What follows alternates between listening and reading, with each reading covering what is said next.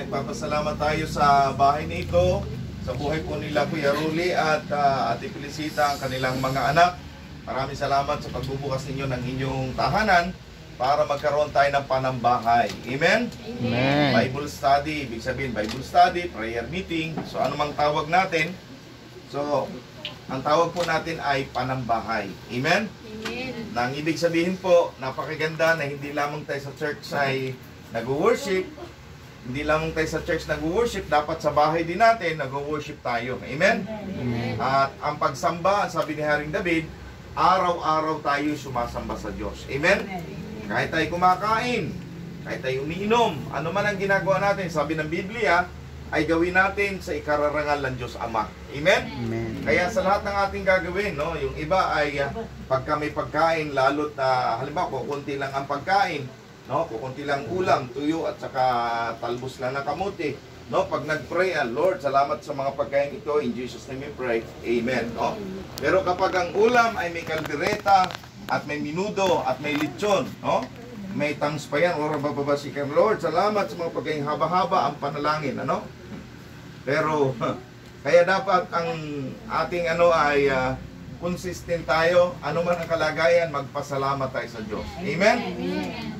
Pinagpala o hindi, magpasalamat tayo sa Diyos. Amen? Amen. Kaya welcome sa ating lahat ngayong gabi at welcome lang ating bisita. May bisita tayo, invite ni ate. Anong pangalan ng ineng? Ella. Yan, Era. Era. Yan, Ayan, palakpakan natin si Ate Era. Welcome, ate, sa ating panambahay. Ano? Kagabi ay kagabi nasa Maginaw tayo ay madami rin tayo doon. Ano ho?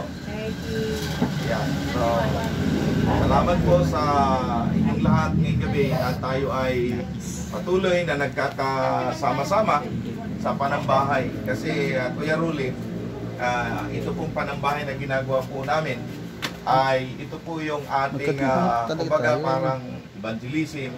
Ito yung ginagawa natin at pinagpipray natin na itong San Agustin, masaturate natin, no? Na maraming bahay na magbukas ng kanilang tahanan para magkaroon ng prayer, no? Hindi natin sila alokin ng Bible study, ang alok natin sa kanila ay magkaroon ng prayer. Amen? Amen. Pero bihira namang bahay na hindi magkaroon ng, hindi tatanggap sa prayer. Amen? Pag sinabi kasi Bible study ay allergic na sila. Ako, gagawin na akong born again na mga yan. Amen? So, ayaw nilang magpa-Bible study, no? Kasi marami pong allergic sa Biblia, ano po. Pero ito po, hindi lang nila alam na ang Biblia ay napakahalaga. Minsan kasi, kaya yung iba hindi maniniwala sa Bible kasi minsan ay nakakahiwalay ang mga Christian. Amen? At yung iba ay nagtatalo-talo sa Biblia, nasa Facebook, no? Nasa TV pa, nag-aaway sa Biblia, no? Na hindi naman dapat. Amen po ba? Hindi naman dapat. Kaya tayo, kung maaari, iwasan natin, huwag tayong makikipag-away pagdating sa Bible. Amen po ba? Oo, huwag tayong makipag-away. No, bagaman na mayroong mga nakipagdebate, kasi si Apostol Pablo daw nakipagdebate. Pero iba yung ginagawa niya. Si Jesus Christ daw nakipagdebate, hindi naman yun ang katwiran dahil hindi naman inuutos sa atin na ganun ang gagawin din natin. Amen? Kaya, nung ako po ay hamunin ng saksi ni Jehovah para makipagdebate, hindi ako nakipag-away sa kanila. Sabi ko, kung ang gusto ninyo ay kapayapaan, mag-usap tayo sa Bible. Amen? Pero huwag tayong mag-away katulad ng ginagawa ng iba, no? Na dating daan at saka iglesia na sila ay nag-aaway talaga. Eh, tayo po, huwag ganon. Sabi niya, sige, payag kami. Sharing tayo. Yung ayun, no? Sharing kami sa kanila. Matagal, papunta-punta sa church. At binabalik-balikan ako mula 2, 3, hanggang 5, hanggang 10 sila. Dumami na sila. No? Kaya naubos ka agad ang aking kape, no? Kaya, siyempre, parami sila ng parami, di parami ang kape. Yung time pa naman na yun, marami akong stock na DXA na kape. Eh, gustong-gusto pala nila yun. Yung mga saksi. Ayan, so, mga kapatid, nung katagalan, hinamon na ako na debatihan na. Eh, sabi ko, tayo mag-away. Ayaw ko ng away. Gusto ko, sharing lang tayo. Patunayan ninyo kung ano, huwag tayo mag-away. Yun. Hanggang dinala ako sa Kingdom Hall. Diyan sa may gulod. Oh. So hindi kami nag-away. Amen? Oh. Yung pala, kaya pala ginanon nila ako, eh gusto na nila akong i-convert sa saksi. Hindi nila alam, yung libro nila saksi, nabasa ko na lahat. No? No, nabasa ko na yung mga malaki. Gumising, bantayan. Oh, nabasa ko na, hindi nila alam. Kasi ang biyanan ko nga po ay dating saksi. Amen? Ngunit na born again dahil sa kilos ng Diyos. Amen? Kaya walang imposible sa ating Diyos na buhay. Kaya ngayong gabi ay buksan lang natin ang ating mga puso, ang ating mga isipan. Kasi napakaraming salita sa mundong ito. Amen? Ang dami nating narinig. Pagbukas natin ng cellphone, pag may load ang iyong cellphone, ang dami mong makikita dyan. TikTok, TikTok, mga Reels, mga Facebook, YouTube, lahat makikita mo dyan. At nandyan na rin po lahat ngayon ang Word of God. Amen? Amen. May mga pari, pastor na nagpo-post ng mga ano. Pero nakita ko, daming pastor na nagpo-post ngayon sa Reels, tsaka sa TikTok, no? Pero marami din mga pare, marami din mga ano na nagpo-post, no? Kaya, ngayon, nandyan na po lahat yan. Marami ding kasamaan na pinupost, marami din kung ano-ano. Pero mga kapatid, napakahalaga po na sa dami nating naririnig sa labas, ang dami po nating naririnig, dapat marinig natin ang salita ng Diyos. Amen? Kasi ang salita lang ng Diyos ang makapagbabago ng buhay natin. Amen po ba? Ang salita ng Diyos ang makapag-aayos ng direksyon ng buhay natin. Kung wala ang Word of God, mga kapatid, maniwala kayo, kung wala ang salita ng Diyos, madilim ang mundong ito. Alam nyo ba, kayo at tayong lahat na narito sa mundong ito, ang sabi ng Panginoon Kristo, si John 8:12, ang sabi niya, ako ang ilaw ng sanlibutan, ang sinumang sumunod sa akin ay magkakaroon ng ilaw at di nalalakad sa kadiliman. Amen? Ibig sabihin ang Panginoong Kristo ang ilaw ng mundong ito. Kaya hindi nyo ba alam na ikaw at ako, tayong lahat dito ay mga ilaw, lahat ng born again Christian sa buong mundo, tayo ang ilaw ng mundong ito. Amen? So kung may ilaw sa langit, anong ilaw sa langit? Ang buwan, ang araw at ang bituin. Amen po ba? Alam nyo ba kung wala ang araw? Kung wala yung araw na yan, madilim. Amen po ba? Napakadilim ng mundong ito kung hindi ang Diyos gumawa ng araw. Amen po ba? At alam nyo ba kung hindi ang Diyos gumawa ng araw, alam nyo ba kung gaano kainit ang araw? Hindi lang 50,000. No, what? Napaka-init ng araw at ang pinakamalaking planeta sa buong ano natin, planeta, buong universe, ang pinakamalaking planeta ay ang araw. Araw. Alam nyo ba, ang araw bakit napakainit? Tanong ko sa inyo. Itanong nyo sa akin, bakit napakainit ang araw? Itanong nyo sa akin, bakit napakainit ang araw? Ako si Ernie Barong, ha? Itanong nyo sa akin, bakit napakainit ang araw? Bakit? Kasi kung hindi mainit ang araw, magyeyelo ang daigdig na ito. Napakalamig. Amen? Oo, magyeyelo. Kaya nga may araw niyan, kahit na gabi, nandyan pa rin ang araw, di ba? Halimbawa, gabi tayo dito ngayon. Maliwanag pa rin sa Saudi. Amen? Oh, magabi tayo dito. Maliwanag araw pa rin doon sa US. Magkakaiba kaya ang continent natin sa buong daigdig? Ilang continent meron tayo sa buong daigdig? 7. O kaya iba-ibang oras. Tayo dito ay alas, nawala ang relo ko. Alas 8 tayo dito. Sa ibang bansa ay alas 10. Sa iba alas 2, alauna. Amen?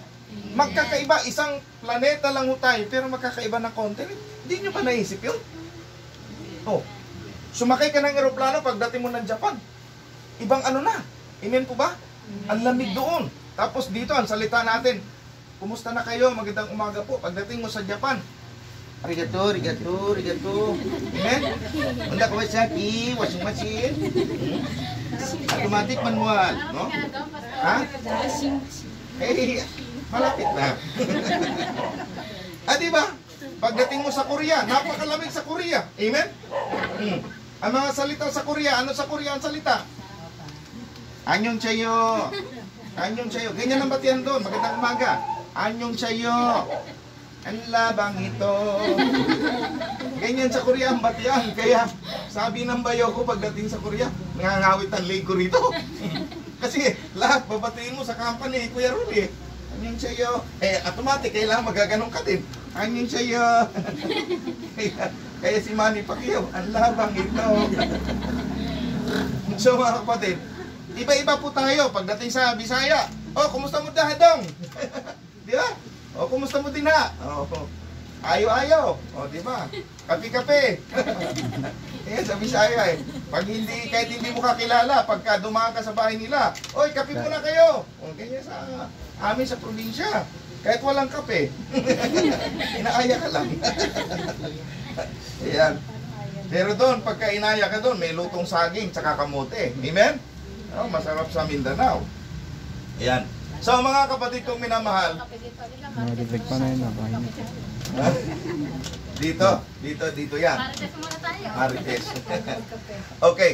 Mga minamahal ko mga kapatid, napakahalaga po na maisip ninyo, na maisip nating lahat, may Diyos. Amen. Amen? Amen. So kung may Diyos, saan tayo galing? Dumigit pa talaga mga tayo ngayon dito. Ha? Magkaterno pa tayo. Saan tayo galing? Sa Diyos, ang buhay natin. Pinadaan lang tayo ng ating magulang, sa ating magulang, sa ating nanay tatay, yung binhi. Ay, grade. Amen po ba? 8 yan. Ano daw? Ano daw, saan galing Ito yun, ba diba? na Abraham? Ha? Unggoy daw po. Sa unggoy? Ay, evolution yan. Sila, mga lahing unggoy. Kayain mo sila. Oo, tayo, hindi tayo naniniwala doon. Galing tayo kay Adan. Amen? Ang beses mag-record dito. Galing tayo sa binhi ni Adan. Ang problema, sa binhi ni Adan, naging kontaminado. Amen? Amen. Sinong nakapag-contaminate sa binhi ni Adan? Yung ahas. Amen? Sino yung ahas? Diablo. Santanas. Satanas. Ang ibig sabihin ng Satanas, naging masama. Dating Lucifer, nag-worship sa Lord. Amen? Pinagkakatiwala ng Diyos. Nung sumama, naging Satanas. Amen? Naging Satanas. Bakit naman naging Diablo? Kasi naging ama siya ng kasinungalingan. Amen? Bakit naman siya naging dragon? Ang ibig sabihin nun, dating ahas, tapos naging dragon, nakakalipat na. Ibig sabihin, tumaas ang kanyang kapangyarihan. Amen? Marami na siyang naakay na tao. Hindi lamang 1/3 na angel ang naakay niya, pati tao. Ilang bilyon sa mundong ito ang naakay niya. Amen? Pagkakadami niyang naakay, no? Ngayon, nagmamalaki ang mga satanista, ang kanilang mga satanic church. Kaya dapat po sa Colombia, pagkalaki-laki ng satanic church, sa US, ganun din po, pinupunit pa nila ang Bible. Tapos palakpakan ng mga membro, palakpakan sila. Kasi mga satanista Amen? Pag sinabing satanista, laban sa Biblia, laban kay Jesus Christ. Amen? Kaya mga kapatid, napakahalaga maintindihan ninyo na may Savior, may Diyos tayong tagapagligtas. Kaya kung may Diyos, may kalaban ang Diyos. Amen? Kaya yung nakontaminate na binhi ni Adan, hindi pa man tayo pumasok sa tiyan ng ating ina, nandoon na tayo. Amen po ba? Kaya nung pumasok tayo sa tiyan ng ating ina, milyon yung binhi na yon. Ang nanalo, ikaw lang yun. Amen. Ikaw. Parang natalo ka sa... Ikaw lang yun. Parang natalo ka din. Diba? Ang binhi na yun, ikaw nanalo ka sa tiyan ng... Kasi nagkahabulan yan. Amen? Nagkahabulan yan, pabilisan. Nung manalo, nagkatagpo ang binhi ng nanay at tatay, naging nabuo. Ikaw yan.